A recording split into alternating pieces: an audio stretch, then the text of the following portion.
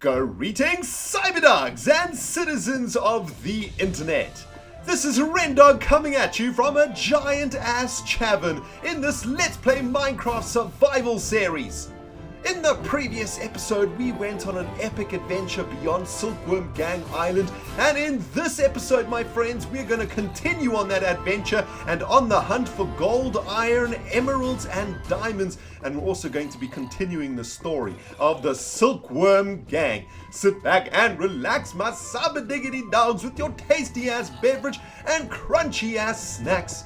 Let's play some Minecraft survival!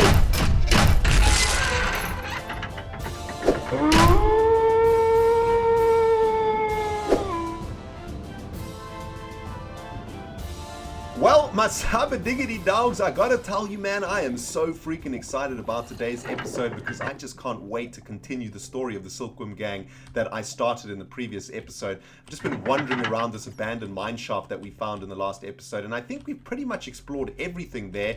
And I came over here and dug a little tunnel through over here, and I busted into this giant cavern over here. And so far, we found a lot of pretty sweet stuff on this adventure. We found some gold and some iron, a couple stacks of iron actually, even some lapis and some emeralds, but we are yet to find some freaking diamonds, and we need a butt ton of diamonds to be able to rebuild our tools and rebuild all of the sweet ass armor that we lost on that adventure to the ocean temple. So I'm hoping that this particular cavern might be able to yield some sweet ass loot for us, but it doesn't look like there is anything of particular interest here other than a little bit of lapis. I'm gonna take that jazz into my belly, man. I thank you. But there is also a little bit of redstone over here. I saw a little bit of irons up there. There's a little bit of gold there too, and there's a bit of iron too. And who knows, man, maybe we will stumble across some diamonds down here. But man, guys, I'm so freaking excited to continue the tale of the Silkworm Gang that I started at the end of the last episode. And I'm so glad to see how many of you guys enjoyed the story. For those of you guys who have been with me since the beginning, I know that you've heard the story before, but a lot of you guys were saying like, oh man, really awesome to hear the story again. And of course, there's loads of cyberdogs out there who have never heard the story of the Silkworm Gang. So I hope we are now all caught up with where we are with the Silkworm Gang and what the freaking Silkworm Gang is. And also why I built that giant-ass monument known as Silkworm Gang Island in honor of the Silkworm Gang. But I was thinking on the tube today, guys, about what I was going to talk about in today's episode and how we were going to continue the story of the Silkworm Gang. If you remember, at the end of the last episode, we left with there being basically... Oh, let me get that gold over there, though. With there being basically a cold war between the Silkworm Gang and the Space Gang. After the Great Gang War of '94, and after we were caught by the teachers and reprimanded for our actions, we went back to class after the war covered in freaking dirt and mud, and it was just chaotic. And we got, teachers were really unhappy with us, and we got into a butt ton of trouble. And after that, things sort of settled down between the Silkworm Gang and the Space Gang. There was kind of like an armistice was reached, if you will. And what in the jazz is down here, man? I'm going to see if I can carry on with this cavern. I'm pretty sure that it's got to continue in this direction. But it was a pretty decent time between the two gangs. A peace descended, even though we were still arch enemies. We kind of started to get along, and as I said in the last episode, our forts was only separated by a wall. On one side of the wall was the Silkworm Gang fort, which was built around a mulberry tree, and on the other side of the wall was the Space Gang fort, which was in the basement of an old building. And I was thinking about how I wanted to continue this story, guys, and it made me think about a time that I regret in my life. There's not a lot of things in my life that I regret, mostly because I believe that anything that you do grows you as a person, and unless you do something that damages someone else or causes pain to another human being, or an animal for that matter, I think that you shouldn't really regret anything you do that in your life, because everything that you do makes you the person that you are in the moment that you are living now. And regretting things that you do, it's kind of illogical in my personal opinion. However, sometimes we do things in our lives when we hurt other people, And it's those times that stick with us. And, you know, it's those times that you can feel guilty. And it's those times that you can feel angry with yourself about. And I want to be telling you guys a little story about something that I did to one of my teachers that I've always regretted, actually. And I've always wished that I didn't do. But I guess in a way it did make me a better person, because I wasn't very nice, and I'm going to be telling you guys all about that. But before we get to that, guys, here's a little bit of gold, sweet. Before we get to that, guys, I want to just take a little bit of a time out right now to basically give a shout out to someone who I value very, very highly.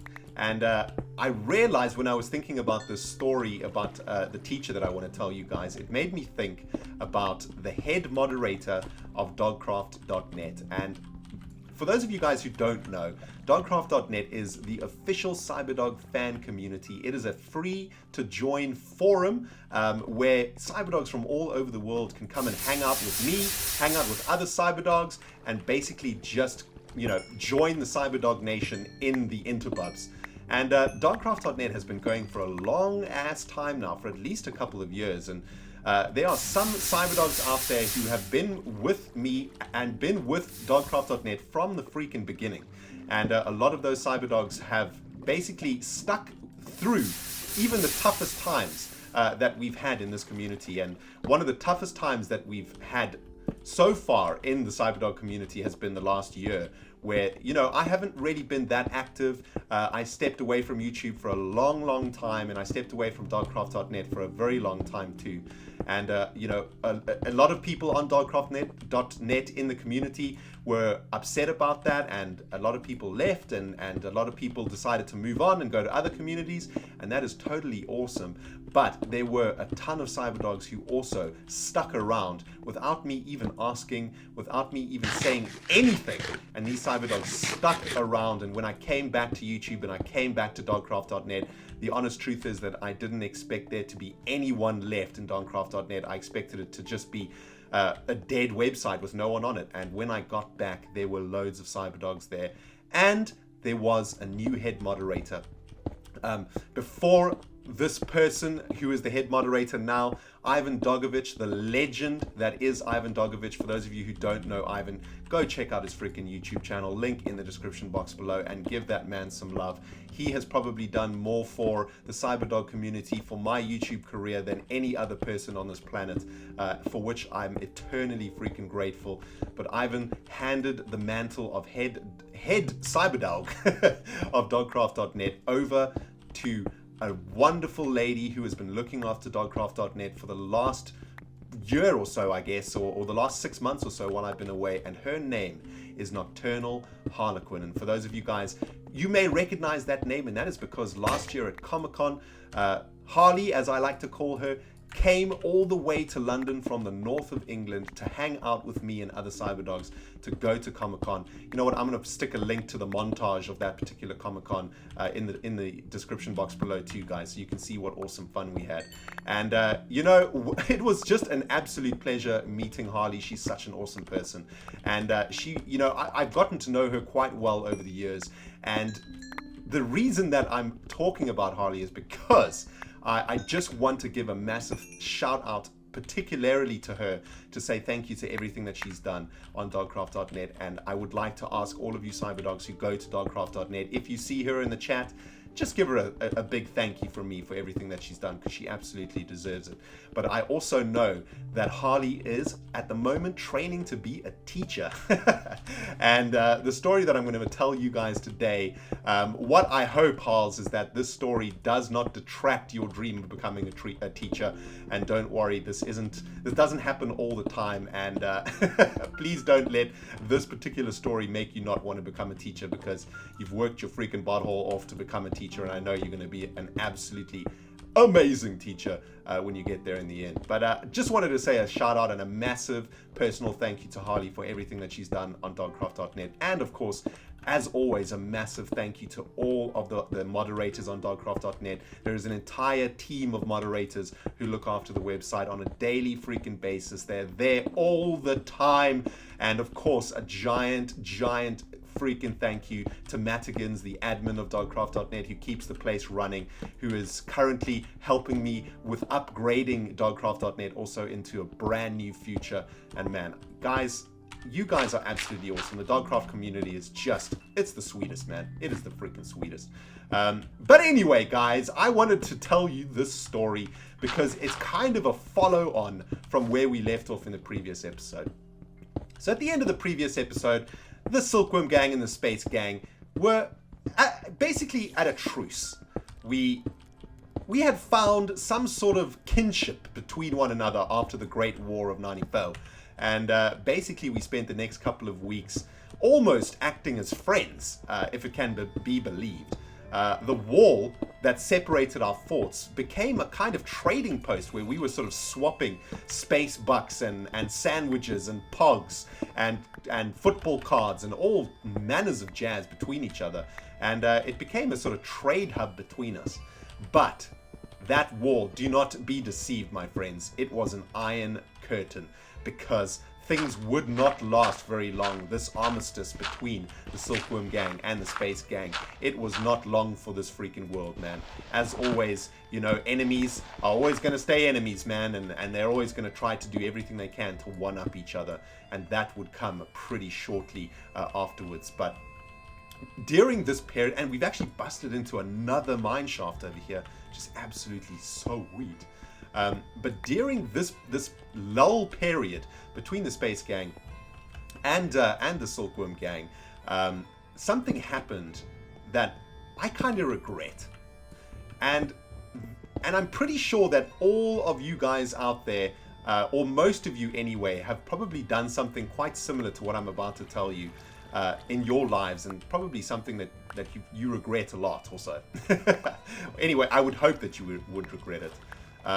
But this particular incident happened in Afrikaans class. And in a way, it was connected to the feud between the Space Gang and the Silkworm Gang, because it was this particular feud that basically fueled my actions, basically fueled what I did in that classroom to upset my teacher. And this armistice between the Silkworm Gang and the Space Gang, I guess, wasn't really an armistice. It was more of a, shall we say, a rearming period, where both the Silkworm Gang and the Space Gang were gathering their forces, shall we say, for the next great conflict. But by rearming, we're not talking about gathering weapons or anything like that. We were gathering people. And what we were basically doing is entering into what can only be described as a popularity contest. What we were trying to do was to get more members into the gang than the other gang. So I wanted the Silkworm Gang to have more members than the Space Gang, and Gareth wanted the Space Gang to have more members than the Silkworm Gang. It was a giant ass popularity contest, and we started trying to one-up each other at any opportunity. Gareth and I, and other members of the gangs actually, for that matter. And this particular bit of one-upmanship occurred during Afrikaans class. Afrikaans is a language spoken in South Africa, which is basically a derivative of Dutch. And for those Dutch cyberdogs out there, I know that a ton of you guys, I've spoken Afrikaans in my videos sometimes, and it's always awesome because you Dutch cyberdogs like can actually understand me and you know what I'm saying, which is really awesome. But Afrikaans is one of the primary languages in school when I was in South Africa, and it was kind of like I don't know. It was kind of like in a lot of our opinions a free lesson, and the reason for that is because my mum was Afrikaans, and my grandparents, well, her parents were Afrikaans too. So my Afrikaans it was and is pretty good. So Afrikaans class for me was kind of like it was kind of a bit pointless, I guess, because you know I didn't really need to learn the language. I was kind of fluent in the language already, so. I didn't really need to work that hard on my Afrikaans. Of course, there were other people in the class that did need to work hard on their Afrikaans. So, you know, I was, I guess I didn't think about that at the time. But in this particular Afrikaans lesson, I was trying to basically one-up Gareth as much as I could. And we are actually out of torches right now, man. So let's just... Oh, did I just make a whole bunch of buttons? Fail. Right, let's make a whole bunch of plankage, make some sticks, make some more torches. I was basically I was trying to one-up Gareth. And I will admit, I was trying to be cool in this class. And what I started doing was imitating and mocking my Afrikaans teacher when she was writing on the board. So as she started writing on the board, I sort of stood up and pretended to write on the board, and I started like making weird faces, you know, like trying to show that, oh, you know, look at our Afrikaans teacher, her face is so weird or whatever. And I started to lift my nose up also, as if to indicate like my Afrikaans teacher was a pig. Really, really rude, actually. And the class started laughing, and you know, if you're a teacher, you know when little kids are being naughty. There is a freaking chest over there, so weird. I mean, guys, teachers are not dumb. If you guys are in class and you're doing something naughty and disrupting the class, I can guarantee you that the teachers know exactly what the jazz is going down. Of course, I didn't realize that because I was 10 years old. So I thought I was just being hilarious. Oh man, there is a sweet chest here too. I hear some cave spiders though, so let's just be a little bit careful here. I'll continue with the story in a second, guys. Dear Lord, please give us a something so we apply 'em.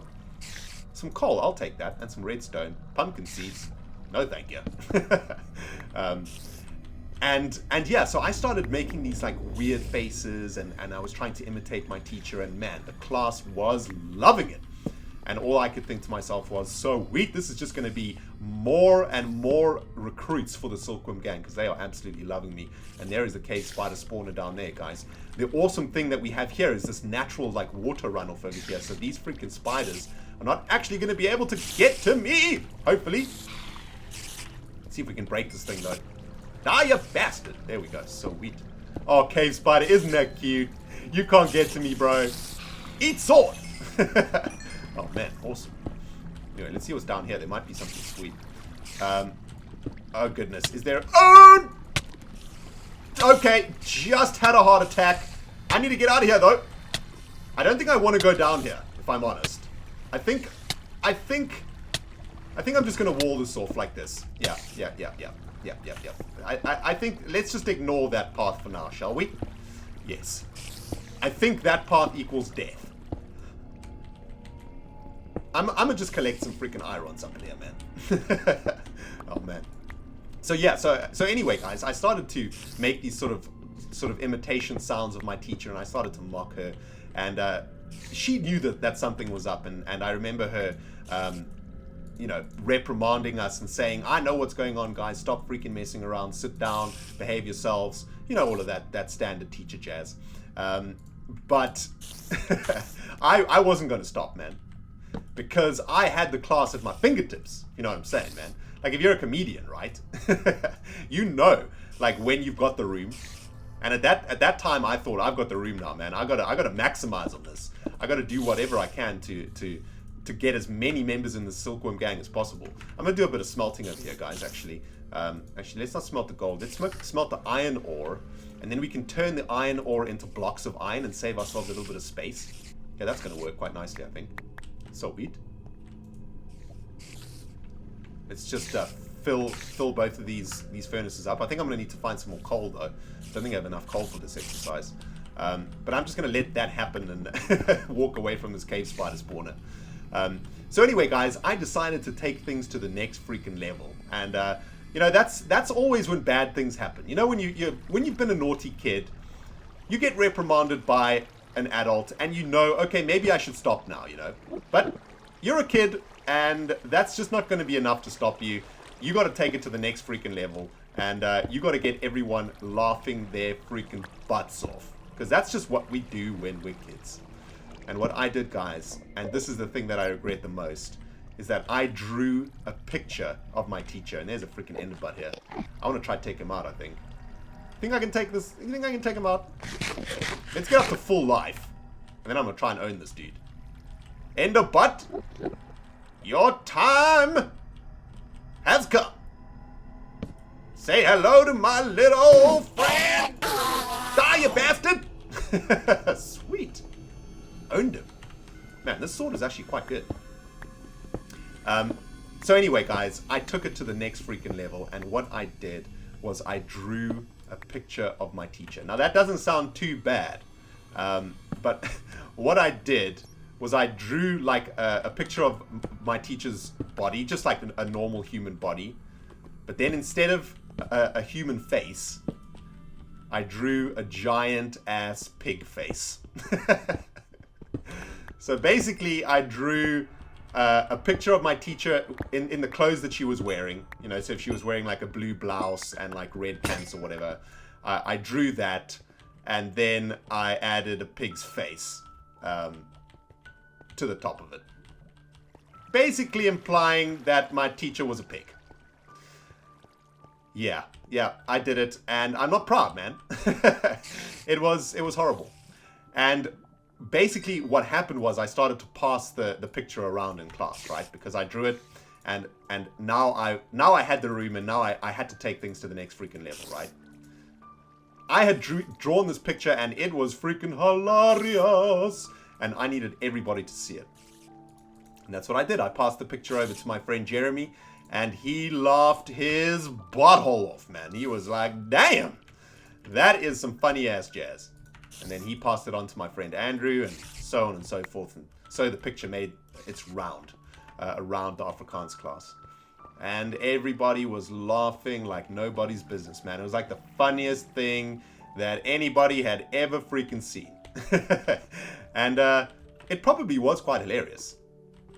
But I was insulting someone, which is probably why everybody felt it so funny. And not only was I insulting someone, I was insulting the teacher, right? And man, that's just... And basically I became that guy. You know, in school you always have like that guy that everybody doesn't really like, but everybody laughs at. Basically like a clown. A class clown, shall we say. I became the class clown.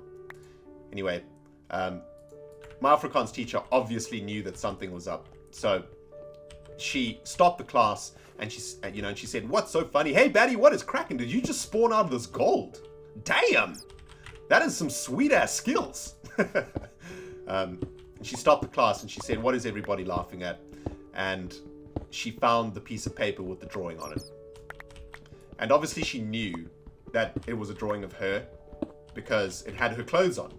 And of course, it was a drawing of her, but with a pig's face.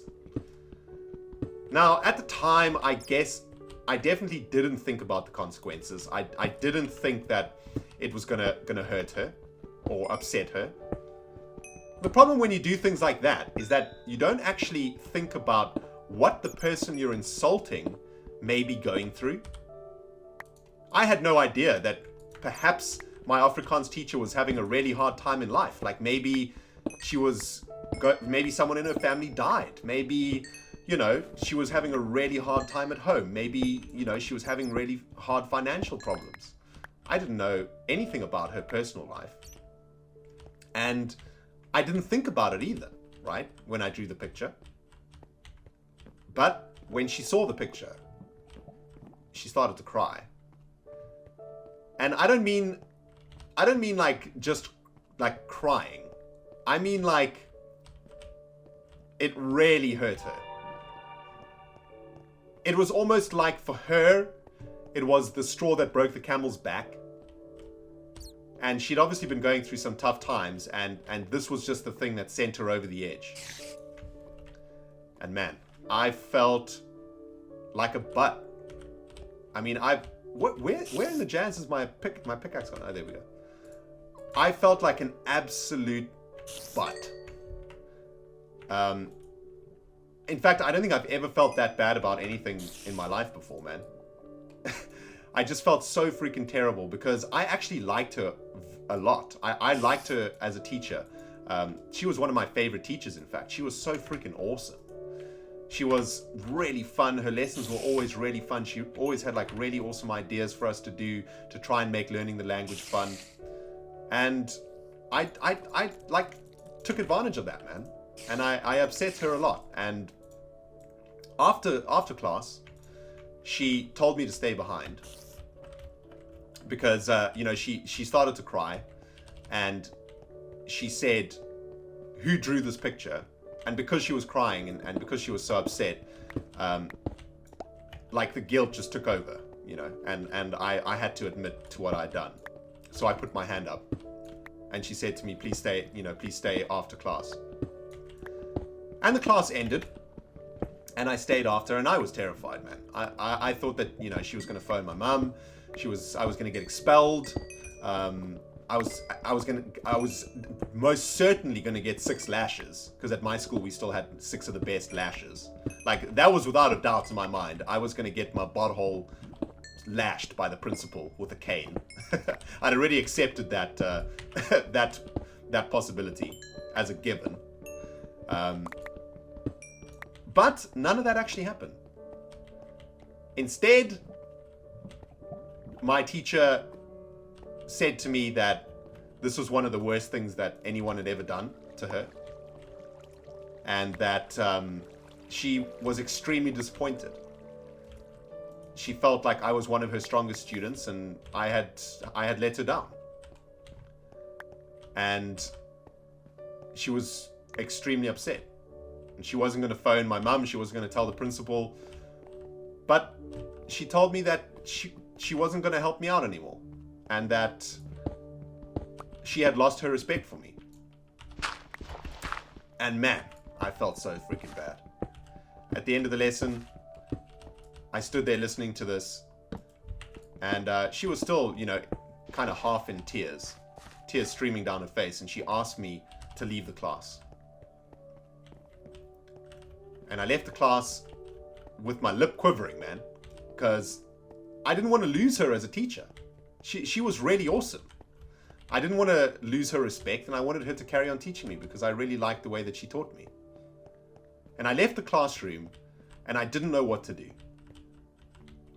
Underneath the Afrikaans classroom was basically like a changing room for sport, because just behind the Afrikaans classroom were the tennis courts. And I went down to the bathroom because I wanted to be alone. This bathroom was basically hardly ever used. It was only used when there were tennis matches and whatnot. There's a freaking cave spider up there. Take it, butthole! Bam! Eat it! So I went into this bathroom because I needed to be alone. And what I did was I decided that I would write her a letter. Ever since I was young, I've always written a lot. I've tried to write many books in my life. Many. And I usually get to about 20,000 words and I give up. And I started writing my first book at about this age, actually. It was a story about a group of kids who went camping and got eaten by dinosaurs. It was an awesome book. But writing for me was like a way that I used to express myself. I guess writing for me in those days was like my Minecraft, right? It was the way that I could creatively express myself. And I decided that what I would do is I would write my teacher a letter. And I would try to express why I felt so bad, and I would try to apologize in written form. And I really hoped that would be enough to, you know, to get my favorite teacher to forgive me for what I'd done to her. And I went into this bathroom to write this letter, and in this bathroom was like an area where you could get changed. And this area was huge. Well, I mean, it probably wasn't that big, but it was basically like a giant shower area, right? So it was a shower room with about 12 shower heads sticking out of the roof. And then it was just a huge open room with a very flat concrete surface. And in there were a couple of benches too. So if you're going to have a shower in there, you could put your stuff on the bench. The benches were just made out of concrete, and then you could put your clothes or whatever on the bench, and then you can go and shower. And I sat on that bench and I wrote my teacher a letter to say sorry. Little did I know that room that I sat in would play an extremely pivotal role in the upcoming battle between the Silkworm Gang and the Space Gang. That room in which I poured my soul into a letter for my Afrikaans teacher, would become the war room of the Silkworm Gang.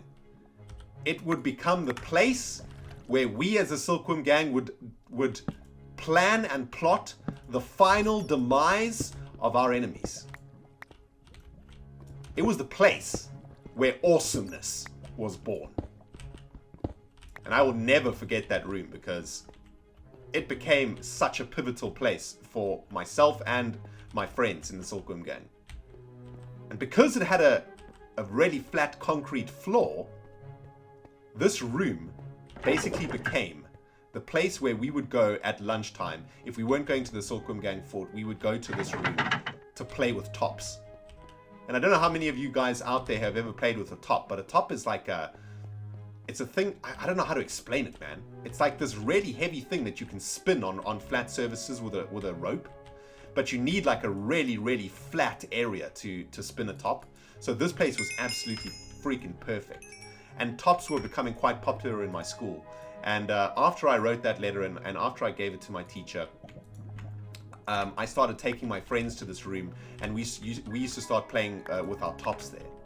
And of course, the only people that would go with us was the Silkworm gang, members of the Silkworm gang. And this is the place, as I was saying, that we started to plot the demise of the Space Gang. But I thought it was just quite an interesting story about how, from basically a lesson in morals, arrived what would basically become the ultimate demise of the Space Gang.